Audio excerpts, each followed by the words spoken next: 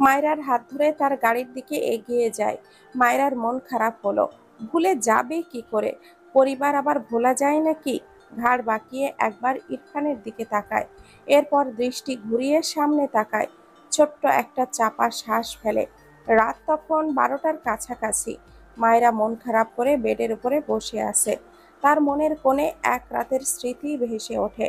মায়রা যেদিন প্রথম একটি গানের সাথে সাথে শিসের শব্দ পেয়ে বাড়ি থেকে বেরিয়ে এসেছিল, আজও সেই প্রথম দিনের গানের সুরের শীষ শুনতে পেয়ে বেরিয়ে আসে। আশেপাশে তাকিয়ে বারবার ডাকে, শীষওয়ালা বলে। এই তো, এখনো শুনতে পাচ্ছে শীষ। মায়েরা আবারও কিছুটা শব্দ করে ডেকে ওঠে, শীষওয়ালা। তখনই থেমে যায় সেই শীষ। কয়েক মুহূর্ত পেরিয়ে যেতেই আড়াল থেকে একটি অবয়ব বেরিয়ে আসে, মায়রার থেকে অনেকটা দূরত্ব। অন্ধকারের মাঝে মায়রা তেমন দেখতে না পেলেও বুঝলো কোনো এক যুবক। মায়রা পেছন থেকে একটুও বুঝলো না লোকটা আসলে কে। হঠাৎই লোকটি শীষ বাজানো স্টার্ট করে। মায়রা স্তম্ভিত হয়, হাত পা শিরশির করে। লোকটি বাইকে উঠে পড়ে। মায়রা অস্পষ্ট স্বরে আওড়ায়, শীষওয়ালা। লোকটি এখনো শীষ বাজায়, বাইকের সামনে দুই হাত রাখে। মায়রা এবার শব্দ করে ডেকে ওঠে, শীষওয়ালা। লোকটির সাথে সাথে গম্ভীর গলায় বলে ওঠে, ইয়া। কথাটা বলেই আর এক মুহূর্তও দাঁড়ায় না। তৎক্ষণাৎই বাইকটা স্টার্ট দিয়ে হাওয়ায় মিলিয়ে যায়। মায়েরা বিস্ময় দৃষ্টিতে তাকিয়ে থাকে লোকটির প্রস্থানের পানে। লোকটি তার ডাকে সাড়া দিয়েছে। মায়রার পুরো শরীরে বিদ্যুৎ শক খাওয়ার মতো কেঁপে ওঠে। কয়েক সেকেন্ড পর্যন্ত দূর থেকে সেই শীষের মৃদু আওয়াজ ভেসে আসলো। এক পর্যায়ে একেবারে মিলিয়ে গেল। কথাগুলো ভেবে মায়রার চোখ থেকে পানি গড়িয়ে পড়ে। লোকটি তাকে না চিনলে সেদিন তার ডাকে এভাবে সাড়া দিয়েছিল কেন? মায়রার মনের কোণে আরো কিছু স্মৃতি ধরা দেয়। তাদের বাড়ির সামনে অনেক বড় উঠান। সেখানে একটা চৌকি পাতা থাকে সব সময়। যে কেউ সেখানে এসে বিশ্রাম নেয়। মায়রা এক রাতে লম্বা গড়নের এক যুবকের সেই চৌকির ওপরে শুয়ে শুয়ে শীষ বাজাতে দেখেছিল। মায়রা মুখ দেখতে পায়নি তার। সে বাড়ি বেরিয়ে আসতে আসতেই সেই চৌকির জায়গাটা ফাঁকা হয়ে যায়। শীষ ধীরে ধীরে মিলিয়ে যায়। এরপর মায়রা অনেকদিন পর পর মাঝে মাঝে সেই শীষটা শুনতে পেত। তারপরেই একদিন সে হোঁচট খেয়ে পড়ল, আর তার শীষওয়ালা শীষ বাজানো থামিয়ে বিরক্তির সুরে ডিসগাস্টিং বলে তাকে ফেলে চলে গেল। মায়রা ভাবত শীষওয়ালা তাকে পছন্দ করত, নয়তো তাকে তার ডাকে সাড়া দিল কেন? তাদের চৌকিতে এসে শুয়ে শুয়ে শীষ বাজিয়েছিল কেন? কিন্তু তার বিয়ে ঠিক হলো, শীষওয়ালা আসলো না। মায়রার মন ভাঙলো, কষ্ট হলো। তার অমতে তার বিয়ে হয়ে গেল। কিন্তু বিয়ের পর থেকে ইরফানের হাতে থাপ্পড় খেয়ে খেয়ে মেয়েটার মন বিতৃষ্ণায় ভরে উঠেছিল। শীষওয়ালাকে আরো বেশি করে মনে পড়তো। মায়রার মনে হতো শীষওয়ালার কি বিপদ হয়েছে, তাই তার খোঁজ সে কেন নিল না? কিশোরীর মন তার শিশুওয়ালাকে ভুলতে পারে না। তবুও সে নিজেকে বোঝালো, ইরফান যেমনই হোক তাকে এই সংসার করতে হবে। তার আদর্শ, স্বামীকে রেখে অন্য কাউকে নিয়ে না ভাবা। মায়েরা শিশুওয়ালাকে তার মনে পড়বে না ভাবল। মনে পড়লেও এড়িয়ে যাবে। সময় বহমান। ধীরে ধীরে ইরফান তার সাথে নর্মাল হতে লাগলো। তখন মায়রার মনে হতো ইরফান কি তার বাবার মতোই? সে ফর্সা বলে হঠাৎই থাপ্পড়ের বদলে এত কেয়ার করে। High care! ইরফানের প্রতিটি কাজ মায়রার মাথার উপর দিয়ে গিয়েও আবারও ঘুরে মায়রার মাথার ভেতর গেঁথে যেত। ইরফানের তাকে নিয়ে প্রতিটি অভিব্যক্তি, এই যেমন কখনো তার ঠোঁট, কখনো তার গলার নিচের তিল, কখনো তার পিঠের তিল, কখনো তাকে খেতে চাওয়া, এইসব শুনে মায়েরা যেমন অবুঝের মতো চেয়ে থাকতো, তেমনি বুঝদারের মতো কষ্টও পেত। তার শরীরের প্রতি ইরফানের কেন এত ঝোঁক? ইরফান কখনো তার হার্ট নিয়ে কিছু বলতে তো পারে। আগে মন দিয়ে ভালোবাসে, তারপর শরীরের প্রতি ঝুঁকলে খুব কি ক্ষতি হয়?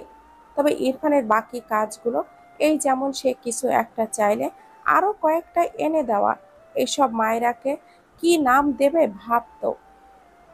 কিন্তু তার বাবার করা কাজকর্ম আর ইরফানের হুটহাট কাছে টেনে নেওয়ার ব্যাপার, এই দুটো পাশাপাশি রাখলে তার ভীষণ কষ্ট হতো। সে আর কিছুই ভাবতে পারতো না। ধীরে ধীরে ইরফানের যত্নে মায়রার মনে একটু ভালো লাগার আবির্ভাব হলো। ইরফান যেই দিন তাকে মেলায় নিয়ে গেল, সেই দিন নৌকায় উঠল।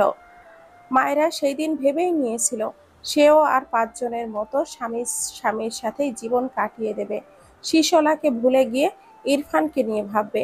ইরফান ভালোবাসলে বাসবে, না হয় এই শরীরের প্রতি ঝুঁকেই থাকলো। মায়েরার আর ভালো লাগে না জীবন নিয়ে এত ভাবতে। যা হওয়ার হবে। ১৩ বছর বয়সে যার সামনে থেকে ভাতের থালা উল্টে ফেলে দেওয়া হয়, যার মা তাকে পেটে নিয়ে লাথি খেয়ে দুনিয়ার মায়া ত্যাগ করে, যে কালো হলেই তার বাবা তাকে ডাস্টবিনে ফেলে দিত, তার জীবনে এক শিশুওয়ালা এসেছিল। এত কষ্টের মাঝেও মায়েরা হাজারটা মিথ্যা হাসির আড়ালে শিশুওয়ালার জন্য সত্য হাসত। সেই মানুষটাও হারিয়ে গেল। তারপর তার বিয়ে হলো, আর বিয়ের পর সেই মিথ্যা হাসির আয়োজন করতে বলে তার স্বামী তাকে নিয়ম করে যত্ন করে মারত। আবার সে জানল তার শিশুওয়ালাই তার স্বামী, যে তাকে ভালোবাসেনি, ভালোবাসে না বোধহয়। মায়েরা সংগ্রাম করে বাঁচার স্বপ্ন দেখতে ইচ্ছে হয় না। এত কিছুর মাঝে তার মরে যাওয়ার অপশনটাই ভালো লাগে। তার না দেখা মায়ের পাশে ঘুমাতে ইচ্ছে করে।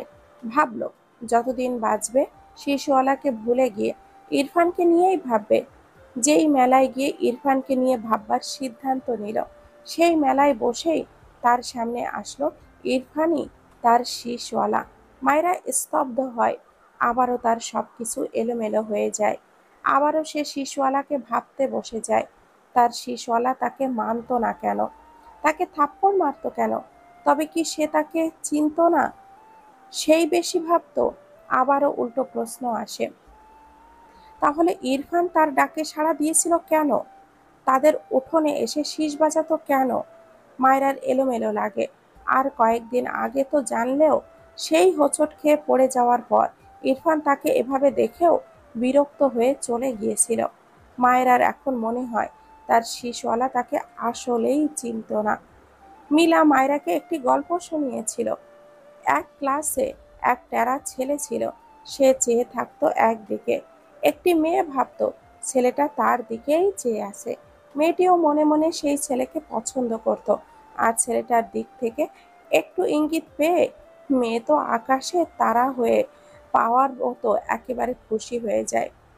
ছেলে তার কাছে নিজে থেকে আসে না বলে মেয়েটি নিজেই ছেলেটিকে গিয়ে তার মনের কথা জানালে ছেলেটি বলে সে তো মেয়েটিকে কখনো দেখেইনি, একবারও তাকায়নি।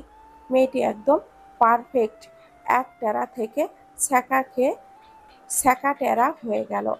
মায়েরা কথাটা ভাবতেই হেসে ফেলল, কিন্তু একটু পরেই তার মুখ থেকে হাসি মিলিয়ে যায়। এই কাহিনীর মতোই তার জীবনে এক কাহিনী ঘটে গিয়েছে তার শিশওয়ালার সাথে। হয়তো শিশওয়ালা তাকে চিনতই না, সে একটু বেশিই ভাবতো। না চাইতেও মায়রার মনে অভিমান জমে। তার অভিযোগ ইরফান কেন তার বাড়ির উঠানে, বাড়ির আশেপাশে গিয়ে শীষ বাজাতো, কেন তার ডাকে সাড়া দিয়েছিল, আবার কেনই বা তাকে ফেলে চলে গিয়েছিল।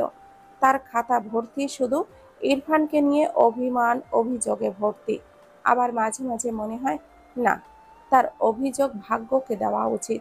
ইরফান তাকে ভালো নাই বাসতে পারে, এর জন্য সে তার প্রতি অভিযোগ কেন রাখবে? কিন্তু তার ডাকে ইরফান সে সাড়া দেওয়া, একটু হলেও ইতিবাচক ইঙ্গিত দেওয়া, এর জন্য তো মায়রাকে কষ্ট পেয়েছে। তবে ইরফান কেন নির্দোষ হবে? কেন ইরফানকে অভিযোগের খাতা থেকে মুছে ফেলবে মায়রা? মুছবে না ইরফানকে অভিযোগের খাতা থেকে। কথাগুলো ভাবতে ভাবতেই বেডের ওপর ডান কাত হয়ে শুয়ে পড়ে। কখন যে চোখে ঘুম ধরা দেয় বুঝে উঠতে পারে না। ঘুমো ঘুমো চোখ জোড়া বুজে নেয়। বন্ধ চোখের কোণ ঘেঁষে এক ফোঁটা অশ্রু গড়িয়ে পড়ে।